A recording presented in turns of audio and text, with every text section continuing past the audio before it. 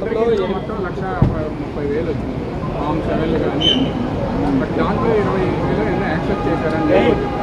But మిగతా వాటికి సంబంధించి ఈ రోజు వరకు యాక్షన్ లేదు అని చెప్పి అక్కడ నాని వాళ్ళు అహంకారం దాని మీద ఏమైనా ఆ విషయం కూడా వారికి చెప్పాను.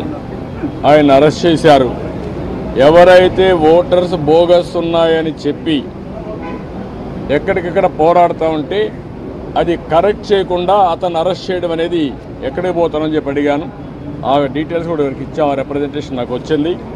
వెరిఫికేషన్తో సహా మొత్తం డీటెయిల్స్ ఇచ్చాం.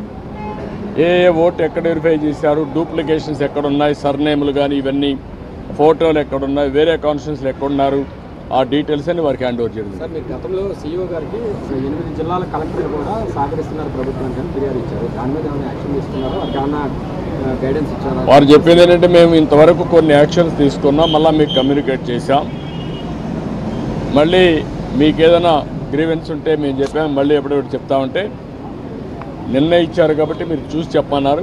డెఫినెట్గా మళ్ళీ కంప్లైంట్ చేస్తాను. నేను ఒకటే చెప్పాను, ఆల్ ఆఫీసర్స్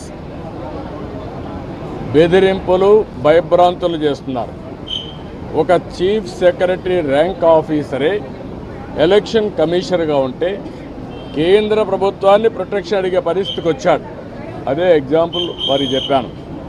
ఇప్పుడు ప్రతి ఒక్క ఆఫీసర్ మీద, అది కలెక్టర్ కావచ్చు, ఎస్పీ కావచ్చు, కింద ఆఫీసర్లు కావచ్చు, బెదిరించడం, బ్లాక్మెయిల్ చేయడం, ఒకవేళ కానీ వినకపోతే కేసులు పెట్టడం, అరెస్ట్ చేస్తాం, థ్రెటన్ చేయడం, ఇవే జరుగుతున్నాయి.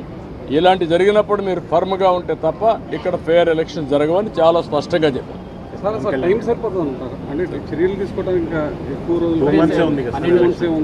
అసలు వీళ్ళు తీసుకునే అవకాశం ఉందంటారా? అంటే మీరు ఒకటి గుర్తుపెట్టుకోవాలి, ఎలక్షన్లు 2 నెలలే ఉంది. ఎలక్షన్ ప్రాసెస్ స్టార్ట్ అయిపోయింది, ఎన్యూమరేషన్ అయిపోయింది, ఓటర్స్ వెరిఫికేషన్ అయిపోయింది.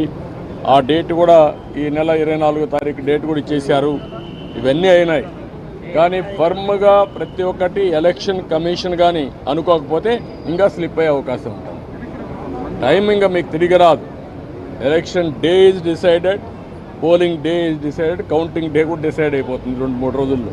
అది కాదు ఇక్కడ ఇష్యూ. వీళ్ళెంత ఫర్మ్గా ఇప్పుడు ఇంతవరకు చేసిన ప్రాసెస్ ఎట్లుందో చూడడానికి వచ్చారు. ప్రిపేర్డ్నెస్, ఆ ప్రిపేర్డ్నెస్లో ఏం చేయబోతున్నారో, ఏం జరిగిందో అన్నీ మేము మా యొక్క అబ్జర్వేషన్స్ కానీ, మాకుండే బాధలు కానీ, ఇక్కడ జరిగిన విషయాలు కానీ చాలా స్పష్టంగా వారికి ఎక్స్ప్లెయిన్ చేశాం. Now it is the duty of the election commission to conduct free and fair pole.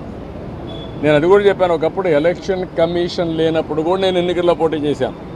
తర్వాత ఎలక్షన్ కమిషన్లు రాజ్యాంగబద్ధంగా వచ్చాయి. అప్పుడు కూడా ఇంత ఘోరాలు జరగలేదు.